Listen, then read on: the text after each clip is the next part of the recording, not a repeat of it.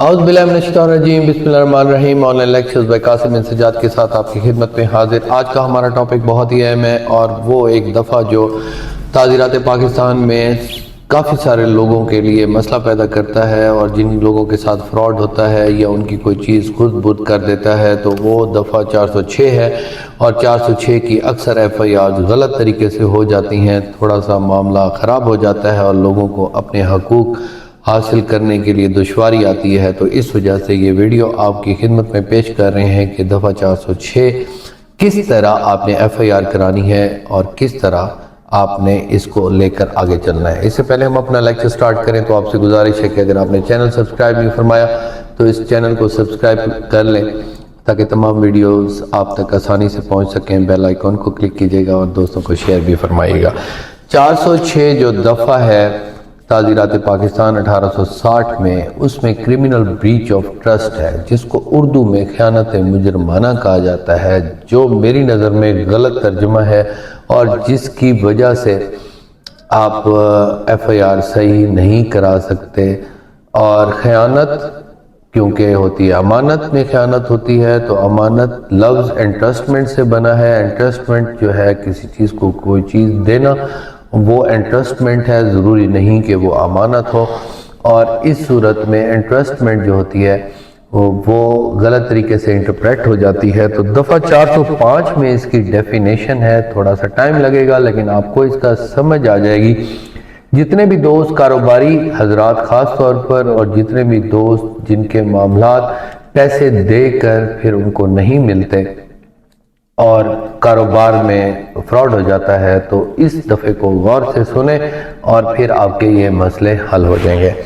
Criminal breach of trust کی definition یہ ہے: whoever being in any manner، پہلا لفظ ہے any manner، interested in any property or with any domain over property dishonestly misappropriates، یہ دوسرا ورڈ ہے dishonestly، honestly misappropriates or converts to his own use، یہ تیسرا ورڈ ہے کہ اپنے استعمال میں کر لے وہ use that property، اور dishonestly use or dispossesses of that property in violation of any direction of law prescribing the mode in which such trust is to be discharged، کہ جس طریقے سے کوئی چیز کسی کو دی جائے قانون کے مطابق، اور وہ اس کی انٹرسٹمنٹ، اس کو کوئی چیز حوالے کرنا، چاہے ڈیوٹیز حوالے کرنا، چاہے پیسہ حوالہ کرنا، کوئی چیز انٹرسٹ کی جائے، اس کو اس کا ایک قسم کا مالک بنا دیا جائے، تو پھر وہ کرمنل بریچ آف ٹرسٹ میں آئے گی۔ آگے ہم ڈسکس کریں گے کہ کہاں کہاں پر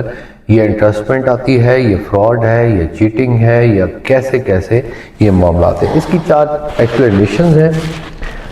A being executor of a will of a deceased person، کہ ایک بندہ جو ہے ایک will کا ایگزیکیوٹر ہے، کہ اس کو یہ will اس کے ذمہ لگا دی گئی۔ dishonestly disobeys the law which directs him to divide the effect according to the will، کہ کسی کو کسی وصیت کا ایگزیکیوٹر بنایا گیا کہ یہ اس میں آپ نے تقسیم کرنی ہے، لیکن اس نے کیا کیا کہ وہ اس will کے مطابق اس کو تقسیم نہیں کیا، تو اس نے کرمنل بریچ آف ٹرسٹ کیا۔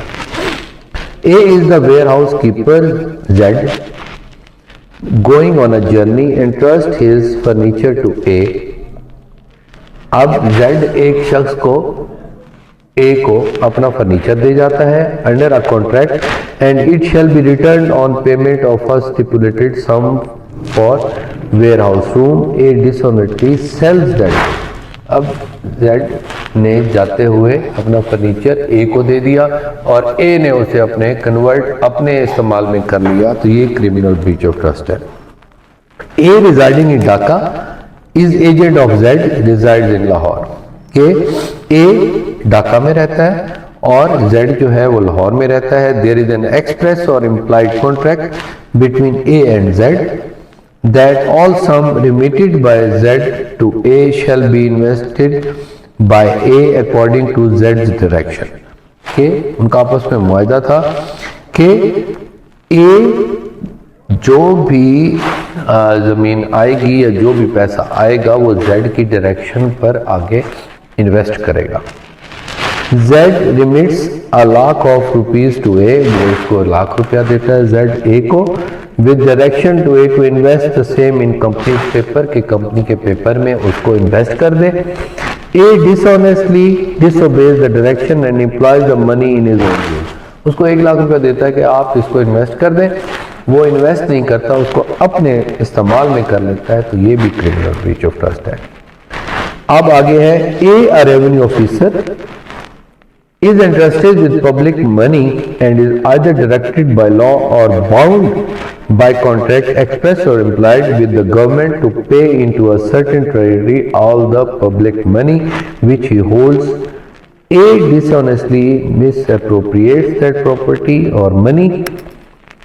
और इस तरह क्या हुआ कि A एक पब्लिक ऑफिसर है, जैसे रेवेन्यू ऑफिसर है, एक तहसीलदार है, उसने आबियाना लिया. आबियाना उसने एक अकाउंट में, गवर्नमेंट के अकाउंट में वो जमा करवाना था, लेकिन वो उसने जमा नहीं करवाया और खुद अपने इस्तेमाल में कर लिया. अपने इस्तेमाल में करना जो है कॉन्स्टिट्यूट होता है. इसके स्टेप्स होते हैं कि पहले एंट्रस्टमेंट है, एंट्रस्टमेंट के बाद वो कोई प्रॉपर्टी है, पैसा है या कोई ड्यूटी है, और उसके बाद उस चीज़ को, उस पैसे को, उस फर्नीचर को, किसी भी प्रॉपर्टी को, मूवेबल या इमूवेबल को अपने इस्तेमाल में कर लेता है, तो क्रिमिनल ब्रीच ऑफ ट्रस्ट है. तो डोमेन ओवर प्रॉपर्टी सबसे बड़ी बात जो है, इसमें पहला लफ्ज़ जो है डोमेन ओवर प्रॉपर्टी एंड एंट्रस्टमेंट, कि पहली एंट्रस्टमेंट हो, उसकी डोमेन ओवर प्रॉपर्टी हो कि मेरी मलकियत है, ये मेरी घड़ी है, ये मैं किसी अपने क्लर्क को दे जाता हूँ, तो ये मेरी, I have the domain over property and I have transferred that domain over property to my clerk. तो क्लर्क को जब मैं देता हूँ तो वो डोमेन ऑफ प्रॉपर्टी है. आगे इंटरेस्टमेंट है कि ये आप अपने पास रखें, फिर मुझे वापस कर देना. वो क्या करता है, इसको अपने इस्तेमाल में करके इसको बेच देता है. तो क्रिमिनल ब्रीच ऑफ ट्रस्ट है कि मैंने उसको इंटरेस्ट किया, उसने ब्रीच किया और उसको तोड़ दिया. अब हम जब FIRs कराते हैं तो FIR में क्या कराते हैं कि मैंने उसे अमानतन दी, अमानतन, फिर उसने वो वापस नहीं की, और इस तरह वापस एंट्रस्टमेंट जो है आप सही तरह साबित नहीं कर सकते. या पैसे का मामला भी हो तो पैसा भी जो उधार है, अब मैं उसने मुझसे उधार लिया, लफ्ज़ आपने यूज़ कर दिया कि आपने एंट्रस्टमेंट हो गई है. तो एंट्रस्टमेंट की सूरत में आपने ये साबित करना है कि आपने डोमेन ओवर प्रॉपर्टी आपने उसे दे दी. अब पैसा जो है आपने उधार का लफ्ज़ अगर FIR में इस्तेमाल कर लिया तो वो आपका लेन देन का इशू है. हाँ, अलबत्ता ये कहते हैं कि मैंने इसे कहा कि इसका मेरा मुआहदा था. There should be a little type of implied और एनी टाइप ऑफ कॉन्ट्रैक्ट, कि कॉन्ट्रैक्ट एक मुआहदा था कि ये पैसा मैं आपको दे रहा हूँ, ये आपके पास अमानतन पड़ा है, फिर मुझे दे देना. ये भी ठीक हो गया.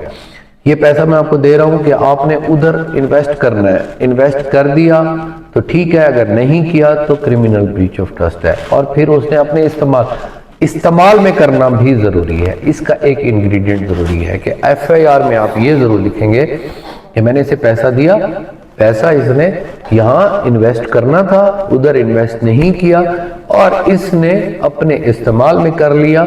और मैंने जब इसे कहा कि मेरा पैसा वापस करो, उसने कहा कि मैंने ये पैसा अपने इस्तेमाल में कर लिया है, मैंने ये फर्नीचर अपने इस्तेमाल में कर लिया है, मैंने ये गाड़ी अपने इस्तेमाल में कर लिया है, उसको आगे बेच दिया है. तो फिर ये आपकी जो कॉन्स्टिट्यूट होगा वो फाइनलाइज हो जाएगा कि 406 का जो दफ़ा है वो कंप्लीट हो गया. अब इसमें थोड़ा सा जो एलिमेंट है वो फ्रॉड का, कि फ्रॉड इसमें साथ शामिल होता है. आप लफ्ज़ लिख देते हैं इसमें फ्रॉड करके मेरे पैसे खा लिए, तो वो 420 लगेगा, फिर 406 नहीं लगेगा. अक्सर दोस्त ये चाहते हैं कि जब हम FIR कराएं तो इतनी मजबूत होनी चाहिए कि उसकी बेल ना हो. तो अगर आप बेल नहीं कराना चाहते तो फिर आप ये फ्रॉड का लफ्ज़ अगर इस्तेमाल करेंगे तो वो पुलिस वाले उनके साथ मिलकर, आपने फ्रॉड का लफ्ज़ इस्तेमाल किया होगा तो वो उसको 420 में डाल देंगे. 420 में जब कन्वर्ट होगा तो वो बेलेबल हो जाएगा. 406 जो है वो बेलेबल नहीं है. तो तमाम दोस्तों की ये ख्वाहिश होती है कि हम FIR जो कराएं वो 406 की कराएं. जब 406 की करानी है तो उसके लिए आपके जो इंग्रेडिएंट्स हैं जो मैंने आपको बताए हैं, आपका कीमती टाइम लिया है कि ये 4-5 जो یہاں پر ایکسپلینیشنز ہے، اس ایکسپلینیشنز کے مطابق آپ کی ایف آئی آر انہی کانٹینٹس پر ہونی چاہیے، نہ کہ اس سے آپ ڈیویٹ کریں گے۔ تو فراڈ کا لفظ آپ نے 406 میں نہیں لکھنا۔ اگر آپ نے یہ لکھا کہ فراڈ کیا ہے میرے ساتھ تو وہ ختم ہو جائے گا۔ آپ یہ کہیں گے کہ میں نے اس کو انٹرسٹ کیا، انٹرسٹ کرنے کے بعد سے میں نے واپس مانگا، واپس اس نے مجھے نہیں دیا، الٹا کہا کہ میں نے اسے اپنے استعمال میں کیا۔ پہلے یہ ثابت کرنا ہے، سم اپ کرتے ہیں اس بات کو، کہ you should have the domain over property. یہ میرا آفس ہے، یہ میری گھڑی ہے، یہ میری گاڑی ہے، یہ میری زمین ہے۔ پہلے آپ نے یہ بتانا ہے۔ دوسرا آپ نے انٹرسٹ کرتے ہوئے بتانا ہے کہ یہ گاڑی میں نے فلاں گواہان کی موجودگی میں اس شخص کے ذمہ لگا دی کہ میں سفر پر جا رہا ہوں، یہ گاڑی آپ کے ذمہ ہوگی، جب واپس آؤں گا تو آپ سے لے لوں گا۔ یہ آپ کے انٹرسٹمنٹ ہو گئے۔ انٹرسٹمنٹ کے بعد ڈس آنیسٹ مس اپروپریشن، کہ اس نے بددیانتی سے، فراڈ سے نہیں، بددیانتی سے، ڈس آنیسٹ مس اپروپریشن کے اس نے جان بوجھ کر میری غیر موجودگی میں مجھے کمزور جانتے ہوئے، مجھے لا علم جانتے ہوئے اس کو کنورٹ کر لیا اپنی یوز میں۔ مس اپروپریشن کرتے ہوئے اس نے convert into his own use, اور اس کو استعمال کر لیا، اب اپنی گاڑی سمجھ کے وہ پھر رہا ہے، اور مثال کے وہ دعویٰ ڈال دیتا کہ جناب یہ مجھے دے گیا تھا، تو اس دوران بھی آپ ایف آئی آر اس کے خلاف کرا سکتے ہیں۔ تو اس کے بعد جو ہے کنورٹ ہز اون یوز، آپ کہیں گے کہ اس نے اپنے استعمال میں کر لی ہے، بہتر ہے کہ اس کو آگے بیچ دیا ہے، تو وہ جس کو بیچا ہے اس کو بھی آپ شامل کر سکتے ہیں، اور اس طریقے سے یہ آپ کی ایف آئی آر جو ہے وہ بہت زیادہ مضبوط ہو جائے گی۔ آگے اگلے لیکچرز میں پوری ڈیٹیل کے ساتھ میں آپ کے ساتھ یہ ڈسکس کروں گا کہ کون کون سے معاملات ایسے ہیں، اور اس پر اتھارٹیز بھی ڈسکس کریں گے کہ فراڈ اور 406 کی ایف آئی آر میں کیا ڈسٹنکشن ہے، یا آپ نے پیسہ دینا ہے تو پیسے میں کیا ڈسٹنکشن ہے۔ ٹل دین انشاءاللہ اچھے لیکچر کے ساتھ دوبارہ آپ کی خدمت میں حاضر ہوں گے۔ Till then thank you very much, take care of yourself, اور اپنا خیال رکھیے گا۔ اللہ حافظ۔